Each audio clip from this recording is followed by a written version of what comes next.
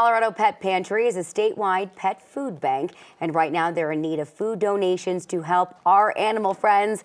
Joining me today, founder Eileen Lambert and sweet Miss Rachel.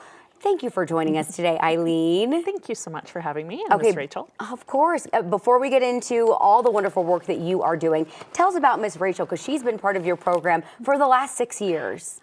So Miss Rachel and her human dad, Tom, have been coming to us. She's a service dog, so she helps Tom with, he has PTSD and he also bipolar. And so she helps him by basically herding him. So she's a herding dog, and so she'll do things like nip on his ankles if he's starting to have problems. She'll bark. Basically, she helps just really get him calm. And such a good girl. Oh, she's gorgeous. And she's an example of who we help. Absolutely. For anyone who is not familiar, can you tell us about the Colorado Pet Pantry and kind of what you're doing? And I love your origin story of how you got started. You were saying you thought it was just going to be for your community, and now it is massive and statewide, which you should be so proud of. Well, thank you. So we're about 11 years old, and started in Northwest Denver.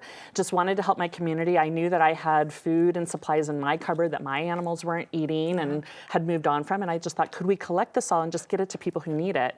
And then the idea just took off. We now have over 1,000 volunteers. And we've grown to statewide. Brands send food to us that's hitting the best by date. Stores will give us inventory that they don't need. People will donate things from their cupboard. Oh, that's so incredible. I know you were just talking about there have been some struggles recently because there used to be kind of a backlog of maybe some extra dog food. During COVID, though, that all kind of went kaput, and you really need the community's help right now. Yeah, that would be amazing.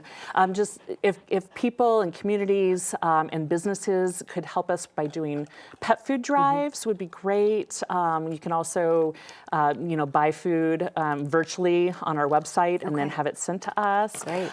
But during COVID, all those factory closures are now affecting us because pet food has a shelf life of a couple years. Well, because that food didn't get made 2 years ago, the companies don't have food to donate. Wow. Well, what for you has been the most rewarding over the last 11 years, seeing this just grow and just seeing the reach of people that have been helped? Well, just like with Tom and Miss Rachel, we're able to help Tom keep Miss Rachel and keep her healthy.